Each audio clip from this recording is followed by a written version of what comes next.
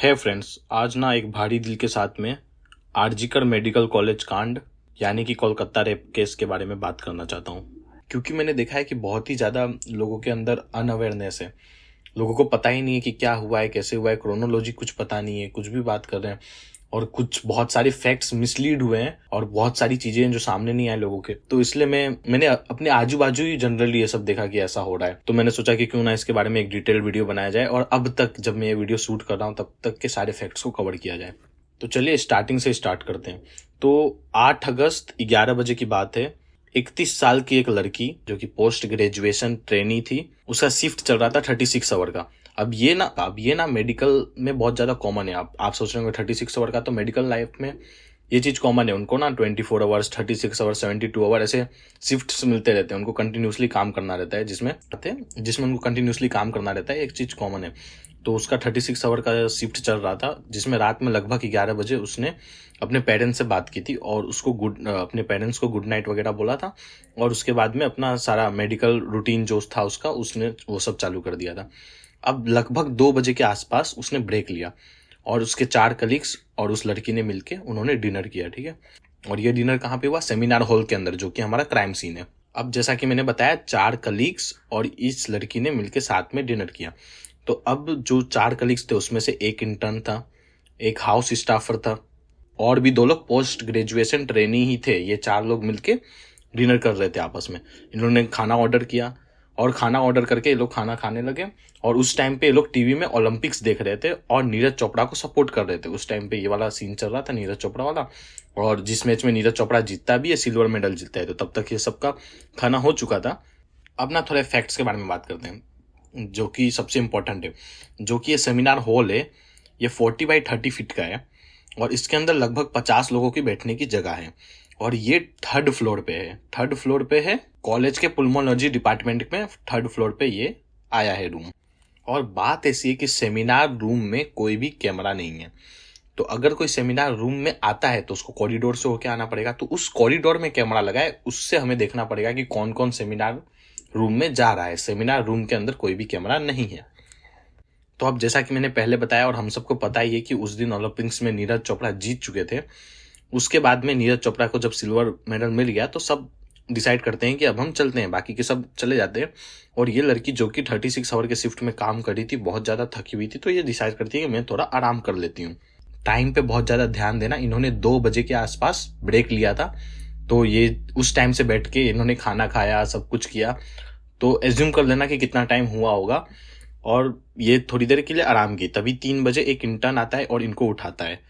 कुछ रिपोर्ट्स वगैरह दिखाने के लिए वो इंटर्न आता है, इनको उठाता है और वो रिपोर्ट के बारे में देख के सब चीज उनको बता देती है और फिर ये वापस से आराम करने लग जाती है। ये आखिरी बार था, ये जो इंसिडेंट है ये आखिरी बार था जब उनको जिंदा देखा गया। अब दूसरे दिन यानी कि 9 अगस्त सुबह 7:30 बजे इनकी बॉडी को सबसे पहले डिस्कवर किया गया। 10 इंजरीज मार्क थी लगभग बॉडी के अंदर, 10 injuries mark. Body semi naked पाई गई थी। ब्लड निकल रहे थे, आइस से ब्लड निकल रहे थे, प्राइवेट पार्ट से ब्लड निकल रहे थे। इनके ऑटोप्सी रिपोर्ट में और भी बहुत चीज रिवील हुआ था और मैं आगे बताता हूँ आपको। अभी के लिए इतना ध्यान रखिए कि ऐसे ऐसे इनकी बॉडी डिस्कवर हुई। अब फिर से इसके बाद क्या होता है कि सीधा 10:53 AM पे सुबह 7:30 बजे बॉडी मिली और तब से लेकर 10:53 तक पता नहीं पूरी स्टाफ क्या कर रही थी। 10:53 AM पे हॉस्पिटल के एक असिस्टेंट सुपरिटेंडेंट ने कॉल किया उनके पेरेंट्स को, इन लड़कियों की पेरेंट्स को कॉल किया और बताया कि आपकी बेटी की हालत बहुत ज्यादा खराब है, आप जल्द से जल्द हॉस्पिटल आ जाइए। कहते I am calling from the hospital, your daughter is not doing well, you should come to the hospital as soon as possible. और जो भी बातें इसके साथ में, जो भी बातें मैं कहने वाला हूँ, वो सारी चीजें जो मैंने रिसर्च वगैरह की है वो मैंने नीचे डिस्क्रिप्शन में लिंक कर दिया है। जो भी चीजें रिसर्च करके जो मैं आपको बता रहा हूँ वो तो सारे प्रूफ्स नीचे मिल जाएंगे आपको, ठीक है। अब जब कॉल किया गया उसके बाद पेरेंट्स भी थोड़े बहुत पैनिक में आ जाएंगे कि यार ऐसे कैसे, रात ही में तो उससे बात हुई थी, रात में तो सब कुछ ठीक थी, तो अभी कैसे बीमार होगी। तो वो लोग ने भी कुछ रिश्तेदारों को कॉल किया और फिर बाद में उन्होंने रिश्तेदारों को कॉल किया कि ऐसा ऐसा हुआ है। उनको भी लगा कि कुछ शायद गड़बड़ वड़बड़ है, तो उन्होंने वापस कॉल बैक किया तो कोई रिप्लाई नहीं मिला उनको। उसके बाद 22 मिनट बाद 11:15 AM को फिर से यही सेम पर्सन वापस से कॉल करता है और बोलता है कि आपकी बेटी ने सुसाइड कमिट किया है, your daughter has committed suicide. जिसके बाद ये लोग फटाक से दौड़ वोड़ के कैसे भी हॉस्पिटल जल्द से जल्द पहुंचते हैं कि यार ये तो क्या गड़बड़ चल रही है। इनको लोग को भी पता चल जाता है यार कुछ तो गड़बड़ है, कि पहले बताया कि तबीयत खराब है और फिर बोल रहे हैं कि आपकी बेटी ने सुसाइड कमिट कर लिया है। तो कुछ रिलेटिव के साथ ये लोग उधर पहुंचते हैं। अब देखो, अब और भी कितनी सारी चीजें बुरी हो रही है, वो सारी चीजें आप नोट करते रहना कि कैसी कैसी चीजें हो रही है। अब ना फादर को परमिशन नहीं दी जाती अंदर जाने की, परमिशन नहीं दी जाती पहली बात देखने के लिए। ये मतलब ऑफिशियली कंफर्म उनके एक रिलेटिव ने बताया है कि 3 आवर्स तक उनको इंतजार करवाया जाता है, 3 घंटा वेट करवाया जाता है उधर पहुंचने के बाद भी, मतलब बॉडी नहीं दिखाई जाती। और 3 घंटा इनको वेट करने के बाद उनके फादर को परमिशन दिया जाता है कि ठीक है तुम जाके बॉडी देख सकते हो। और वो भी किस तरह से कि जस्ट जाओ और एक फोटो क्लिक करो और आ जाओ, इस तरह की परमिशन दी जाती है। तो फिर इसके फादर जाते हैं, अपनी डॉटर को देखते हैं, और ऑफ कोर्स देखने के बाद ही उनका पहला रिएक्शन होता है कि मेरी डॉटर का रेप हुआ है और मर्डर हुआ है, क्योंकि बॉडी थी ही इस हालत में। उसके बारे में मैं आपको आगे ऑटोप्सी रिपोर्ट के बारे में जब मैं बताऊंगा तो डिटेल में बताऊंगा कि बॉडी की हालत कैसी थी। फादर ने जाके फोटो क्लिक करके लाए और ला के अपने रिलेटिव्स को, उसकी मॉम को, सबको दिखाया वगैरह। फिर सबने देखते ही एकदम, सबको देखते ही यार, मतलब कोई भी अंधा आदमी भी देखे ना तो उसको क्लियर हो जाए कि ये किसी एक आदमी का काम नहीं है, ये गैंग रेप है, और ऊपर से ये सुसाइड तो हो ही नहीं सकता, किसी को भी क्लियर हो जाए। मतलब ये ऐसी स्थिति में थी ही वो। तो वैसे ही जैसे नॉर्मल फादर का रिएक्शन होता वैसे भी इसके फादर का रिएक्शन था कि अब इनको जस्टिस चाहिए। यहाँ तक हो गया। अब इसके बाद पुलिस कमिश्नर कोलकाता के जो हैं विनीत गोयल, उनकी एंट्री होती है। स्टेट हेल्थ सेक्रेटरी NS निगम के साथ वो आते हैं इन्वेस्टिगेशन करने के लिए। तक इतना सब कुछ चल रहा है, और अब तक इतना सब कुछ चल रहा है, और अभी सीएम ममता बनर्जी से कॉल भी जा चुका है उनके पेरेंट्स को, क्या स्पीडी जस्टिस का वादा किया जा चुका है अभी।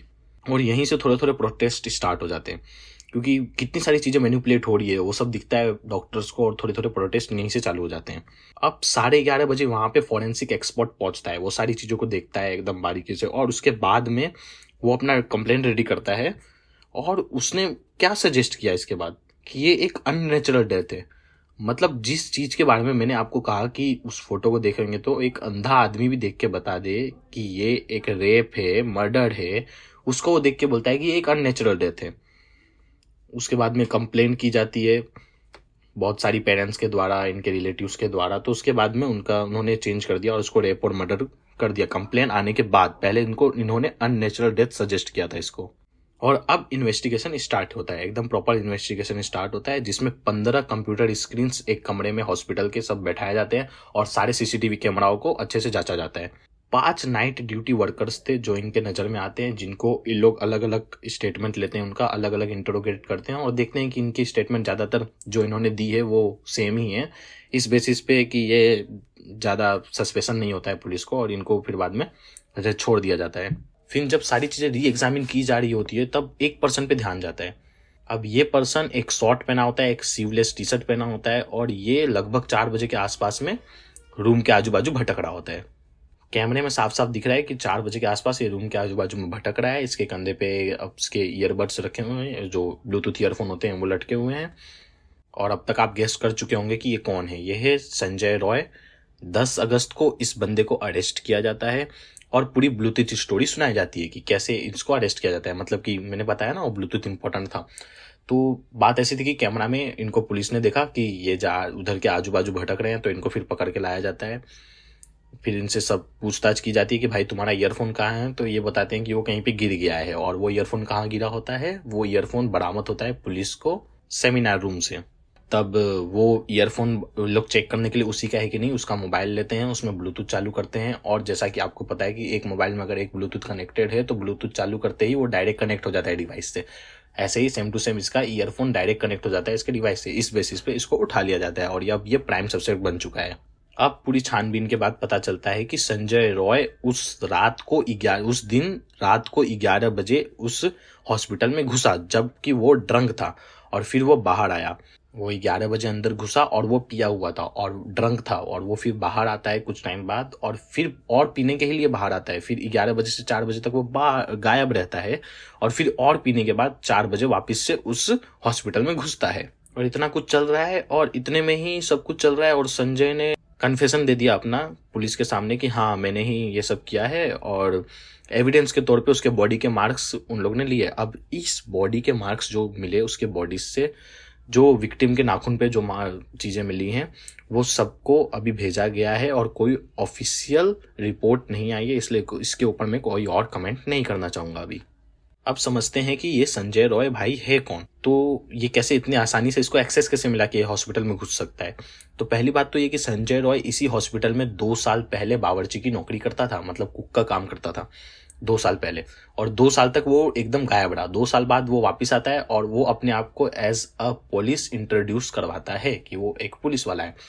हियर्स द कैच कि ये एक पुलिस वाला नहीं है, मतलब ये एक सिविल वॉलंटियर है। सिविल वॉलंटियर ऐसे पुलिस वाले होते हैं जिनको लगभग 10-12 हज़ार सैलरी पे रखा जाता है और इनका काम ये होता है कि जब कहीं पे दंगे फसाद हो या फिर जब किसी प्रोग्राम वगैरह के लिए मैनेजमेंट करना हो तो इनको बुलाया जाता है मैनेजमेंट करने के लिए, हेल्प करने के लिए, और इनको कोई ऑथोरिटी नहीं होता है कि एज अ पुलिस वाला अपने आप को इंट्रोड्यूस करवाए। पर संजय रॉय ने अपने आप को पुलिस वाले की तरह इंट्रोड्यूस करवाया। यही नहीं, संजय रॉय के पास जो बाइक थी उसके ऊपर भी एकदम शान से पुलिस वाला लिखा हुआ था। अब मुझे ये बात समझ में नहीं आ रही कि पता नहीं कौन सी क्राइटेरिया है जिसके थ्रू ये लोग नौकरी दे रहे हैं संजय रॉय जैसे लोगों को, कि ये सब देखते हुए भी कि संजय रॉय का पुराना जो रिकॉर्ड रहा है वो भी साफ नहीं है, तो पता नहीं इसको कैसे सिविल वॉलंटियर बना दिया गया। संजय रॉय को 2019 में एक बार इसके ऊपर आरोप लगाया था इसकी खुद की बीवी ने। इसकी लगभग 2-3 शादियां भी हुई हैं और इसकी खुद की बीवी ने 2019 में इसके ऊपर आरोप लगाया था कि जब वो 2 साल की प्रेग्नेंट थी तब इसने उसके खिलाफ वायलेंस किया था।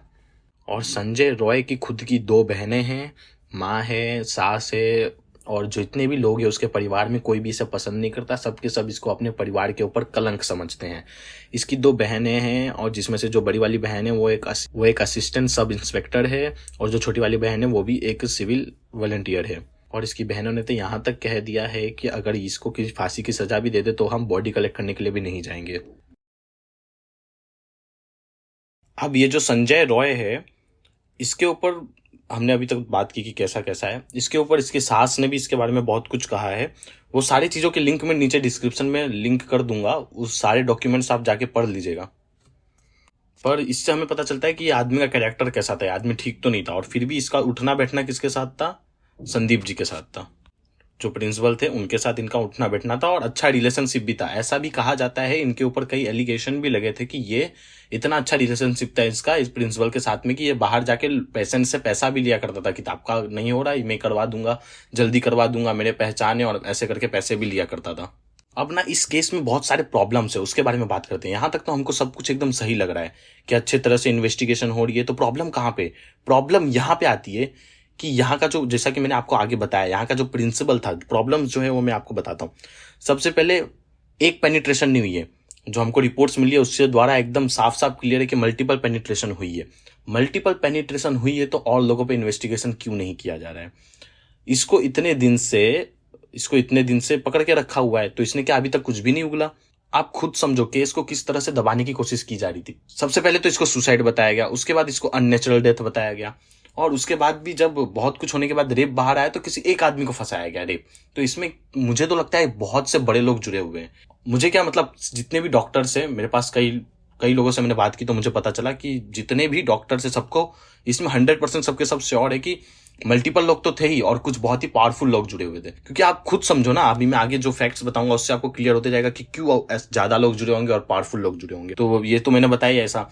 फिर वो प्रिंसिपल वाला कांड हुआ कि उसको एक जगह से निकाला गया और दूसरी जगह पे उसको सेम टू सेम वही पोस्ट ऑफर कर दी गई। जो ये संदीप घोष थे प्रिंसिपल, इनको सबने रिजिग्नेशन मांगा कि चलो रिजाइन कर दो, निकालो इस प्रिंसिपल को, या ऐसे ऐसे। इसका बयान सुनिए आप, इन्होंने क्या कहा था। इन्होंने क्या कहा एक अपने इंटरव्यू में कि ये लड़की की गलती है कि लड़की क्यों 9 बजे के बाद कॉन्फ्रेंस रूम में अकेले गई। इन्होंने भी विक्टिम ब्लेमिंग की है, ब्लेम किया है इन्होंने कि इसमें भी लड़की की गलती है। हम कब तक यार ये सब करते रहेंगे, मुझे तो समझ नहीं आता। और कब तक हम ब्लेम करते रहेंगे लड़कियों को? उसने व्हाइट कोट पहना था, वो अपना काम कर रही थी, अब और कितना ब्लेम करना रह गया है कि उसने छोटे कपड़े पहना था, सी वांटेड। ये बिल्कुल उस तरह की बातें कर रहे हैं। कैसी मेंटेलिटी होगी ये लोगों को? मुझे आज शर्म आता है खुद को भी लड़का कहने में, ये इन लड़कों की मेंटेलिटी को देखते हुए। लड़की की पेल्विक बोन टूटी हुई है। पेल्विक बोन ये ना हमारी बॉडी की सबसे स्ट्रांग बोन में से एक होती है। लड़की के पैर जो थे वो वाइट एंगल पे खुले हुए थे, आप फोटोज जाके चेक करो, आपको पता चलेगा 90 डिग्री पे खुले हुए थे, ऐसा लग रहा था। पेल्विक बोन टूट गई, ये किसी एक आदमी का काम है ये। और लड़की स्ट्रांग इनफ थी कि वो रेजिस्ट करती। तो जो सामने वाला बंदा है उसके बॉडीज पे मार्क क्यों नहीं है, उसके बॉडीज पे क्यों नहीं इंजरीज है? खाली इसकी बॉडी पे इंजरीज क्यों है, और भी ऐसी बहुत सी चीजें होती है। जैसे कि रिपोर्ट में पता है क्या पता चलता है, 151 मिलीग्राम स्पर्म पाया गया है बॉडी के अंदर। ये किसी एक आदमी का होता है? इतना तो कॉमन सेंस हम सबके अंदर है। पेल्विक बोन टूट जाना क्या इतना छोटी सी बात है ये? 151 मिलीग्राम स्पर्म पाना जब बॉडी में, और इनके प्रिंसिपल के ऊपर बहुत से आरोप लगे, ऐसे ऐसे आरोप लगे कि उसको तो मैं अपने वीडियो में कवर भी नहीं कर सकता, क्योंकि उसके बैक करने के लिए मेरे पास ज्यादा डेटा मुझे नहीं मिले, इसलिए मैं वो नाम तक नहीं ले सकता। कई लोगों ने सामने आके कहा कि ये सबसे करप्ट आदमी था जिसको ये लोग जानते थे, वो डिक्टेटर टाइप का आदमी था, वो कंट्रोल कर रहा था उसको। जब इसने आके सामने कह दिया यार, साफ साफ इतनी वाहियात बातें कह दी, तो कैसे हम इस पे डिसाइड करें यार? कैसे हम मान ले कि वहां पे जो इन्वेस्टिगेशन होगी वो प्योर होगी? मैं तो यहां तक कहना चाहता हूं कि वहां पे ही पोस्टमार्टम क्यों हुआ? जब एक क्राइम की जगह वही है जहां पे क्राइम हुआ, तो पोस्टमार्टम वहां क्यों हुआ? दूसरे हॉस्पिटल में क्यों नहीं हुआ? क्या पता उसमें भी मैनिपुलेशन हुए हो। ये केस मुझे सेम टू सेम आरुषि तलवार के केस की याद दिलाता है। इतनी ज्यादा पूरा कि यहाँ पे इतने सब कुछ बिगाड़ दिया है ना, कि अब तो मुझे गुस्सा आने लगा है लिटरली। मच्छी बजा रहे क्या, कोई भी आ रहा है कुछ भी छेड़छाड़ी कर रहा है, और भी बहुत सारे फैक्ट्स है। मुझे एक बात बताओ, मैंने आपको सब कुछ बताया संजय रॉय के बारे में, ये किस तरह का लुखा टाइप का आदमी आपको पता तो चल ही गया ना। इसको फैमिली सपोर्ट करिए ना कोई और सपोर्ट कर रहा है। इस आदमी को बचाने के लिए क्या होता है आपको पता है? 4 से 7 हजार लोग आते हैं यहाँ पे, वायलेंस करते हैं, पीट के चले जाते हैं। मेडिकल वालों को आते हैं पीटने के लिए, डराने के लिए, धमकाने के लिए। 4 से 7 हजार लोग, रिकॉर्ड में नहीं पता चला है कि कितने लोग थे, ट्रक से भर करके, आपको बहुत वीडियोस वायरल हुए होंगे, आपने देखी ही होगी कि ट्रक से भर करके लोग आए थे। लास्ट टाइम कब कौन ऐसा आदमी जो इतना इन्फ्लुएंशियल है कि इतने सारे लोगों को इकट्ठा कर सकता है? 4-7 हजार लोगों को इकट्ठा करने के लिए, मैं 4-7 हजार छोड़ो, 1,000 लोगों को इकट्ठा करने के लिए भी पैसे तक काम नहीं आते। एक बड़ा इन्फ्लुएंस चाहिए होता है लोगों को। तो ये संजय तो बहुत ज्यादा इन्फ्लुएंशियल आदमी होगा यार। तब तो 4-7 हजार लोग आ गए। पता है उन लोगों ने क्या किया? आके हॉस्पिटल में तोड़फोड़ की। क्या पता उन्होंने जो सबूत है उसके साथ छेड़छाड़ी की हो। लोगों को तो एकदम ढंग से डरा ही दिया, जो लोग वहां पे प्रोटेस्ट कर रहे थे। कितने लोग तो उसी टाइम भाग गए घर। मतलब किसी को भी डर तो लगता है ना यार, सबको अपनी जान की पड़ी हुई है। और लोग पुलिस को यार कैसे सपोर्ट करेगी यार लोग पुलिसों को? क्यों ये सीबीआई को केस हैंडओवर करना पड़ा? क्योंकि लोग पुलिस पे भरोसा ही नहीं कर सकती। पुलिस का काम क्या है? उस टाइम पे जब 4 से 7 हजार लोगों ने वहां पे अटैक किया था, वहां पे इतनी कम पुलिस वाले क्यों थे उस टाइम पे? पुलिसों का ये काम था वहां पे रोकने के लिए, और पुलिसों ने क्या किया? वो ट्विटर पे ट्वीट कर रहे हैं, उन लोगों को धमकाया जा रहा है जो लोग इसके बारे में वीडियो बना रहे हैं कि अपने वीडियो को टेक डाउन कर लो। हाल ही में मैंने एक न्यूज देखी कि रणवीर के शो पे डॉक्टर्स आ रहे थे, उनको मना कर दिया गया कि वहां पे मत जाओ। किस हद तक इस केस को दबाने की कोशिश की जा रही है। इसलिए मैं इसके ऊपर इतना लेट वीडियो बना रहा हूं, ताकि मैं आप सबको वेक कर सकूं कि जागो, अभी भी ये सब खत्म नहीं हुआ है। मैं देख रहा हूं कि हर केस की तरह इस केस में भी हुआ। पहले के कुछ दिन तो आप लोग ने बहुत एक्टिव रहे, बहुत सपोर्ट किया, सारे लोग स्टोरीज पे यही लगा रहे थे। अब मैं देख रहा हूं सब फेड अवे हो जा रहा है। सिर्फ एक आदमी की स्टोरी पे आज मैंने देखा, तब मुझे लगा कि अब लग रहा है केस फेड अवे हो रहा है, मुझे भी वीडियो बनाना पड़ेगा। और मैं हर कम्युनिटी वाले को कहना चाहता हूं, आप चाहे शॉर्ट्स के वीडियो बनाते हैं, आप चाहे रील्स बनाते हैं, आप चाहे कुछ भी किसी भी जॉनरा के वीडियो बनाते हो, जो कोई भी जॉनरा हो आपका, कॉमेडी जॉनरा या कुछ भी जॉनरा है, लेकिन आप आओ इस बारे में बात करो यार। क्योंकि आज का टाइम ऐसा है ना, human participation in job force Bangladesh में हमारे देश से ज्यादा है। ज्यादा औरतें बांग्लादेश की काम करती हैं हमारे देश से। क्यों? क्योंकि लोगों को सेफ्टी फील नहीं होती यार, इसलिए ट्रस्ट इश्यू है लोगों को। तो कहां से औरतें काम करेगी? और ये तो कैसा कांड हुआ है यार, घर में घुस के मारा गया है। अभी हम सब साथ नहीं देंगे तो और कब देंगे? और ये एक वेकअप कॉल है। ऐसा ही ना एक केस कनाडा में भी हुआ था, आई थिंक कनाडा में या कहां, मुझे नाम याद नहीं आ रहा कंट्री का, वहां पे हुआ था। और उसके बाद से आप देखो चीजें कितनी तेजी से बदली हैं, सारे एकदम रिफॉर्म्स आ गए। मैं चाहता हूं कि इंडिया में भी ऐसा हो, रिफॉर्म्स आए, बहुत जल्दी जल्दी रिफॉर्म्स आए। क्योंकि क्या हो रहा है यार, मुझे तो कुछ समझ ही नहीं आ रहा है। ये जब 4 से 7 हजार लोगों ने वायलेंस किया वहां पे, तो पुलिस कमिश्नर आके पता है क्या बोला? उन्होंने मीडिया को ब्लेम किया। उन्होंने ब्लेम किया कि ये सब मीडिया की वजह से हो रहा है, मीडिया ने पैनिक क्रिएट कर दिया, उसकी वजह से हो रहा है। सचमुच। और भी कुछ लोगों से मुझे प्रॉब्लम्स है, उसके बारे में भी मैं आपको बताना चाहूंगा। कई लोगों को मैं देख रहा हूं कि वो स्टोरीज में डाल रहे हैं कि इंडिया में ऐसा इसलिए हो रहा है क्योंकि इंडिया में सख्त कानून नहीं है रेप के खिलाफ। और लोग डाल रहे हैं कि कैसे अरब कंट्रीज में फांसी पे चढ़ा दिया जाता है, गला काट दिया जाता है, वगैरह वगैरह चीजें। पर इससे कुछ नहीं होने वाला है यार, आप क्यों नहीं समझते हो? इंडिया में 97% जो रेप केसेस होती हैं वो फैमिली के द्वारा की जाती है। वो फैमिली में होता है, जानने वाले लोग 97% रेप केसेस करते हैं। मतलब जो विक्टिम है 97% केसेस में वो जानता है, या तो उसका फैमिली में कोई मेंबर होता है, या तो उसका फ्रेंड होता है, या तो कोई फैमिली फ्रेंड, ऐसा करके मतलब कहीं ना कहीं से वो जानता है। ऐसे लोग रेप कमिट करते हैं। वैसे ही इंडिया में रेप रजिस्टर का रेट पता है आपको कितना है? 27% के आसपास है। मतलब जितने रेप हो रहे हैं उसमें से सिर्फ 27% ही रजिस्टर किया जा रहा है। और अगर जब इतने सख्त लॉ बना दिए जाएंगे तो पता है क्या होगा, जब किसी को पता चलेगा कि ये फला आदमी ने रेप किया है तो उसको फैमिली में ही दबाने की बात की जाएगी कि अरे यार तुझे तो पता नहीं है क्या होगा यार, उसकी तो जिंदगी बर्बाद हो जाएगी, उसे मार दिया जाएगा, ऐसी सारी बातें की जाएगी। और फिर बाद में वो केस फैमिली में ही रफा दफा कर दिया जाएगा, रजिस्टर ही नहीं होगा केस। इसलिए इससे कुछ नहीं होने वाला। कुछ लोग जो बोलते हैं ना इमीडिएट जस्टिस की डिमांड कर रहे हैं, उससे कुछ नहीं होने वाला। ये गलत सोच है। वैसे इसके बारे में कभी और मैं बात करूंगा डिटेल में।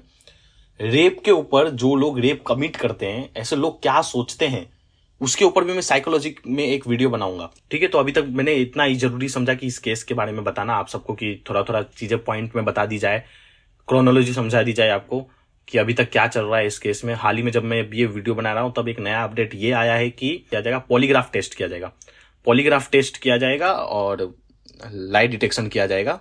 और बस अंत में इतना ही कहना चाहता हूं कि यार अब नहीं तो और कब, अब नहीं खड़े होगे तो और कब खड़े होगे यार तुम लोग। तो अभी तो मैं चाहता हूं कि आप सब लोग खड़े हों इसके लिए, क्योंकि ये कोई डॉक्टर्स इश्यू नहीं है, ये पूरी देश की इश्यू है।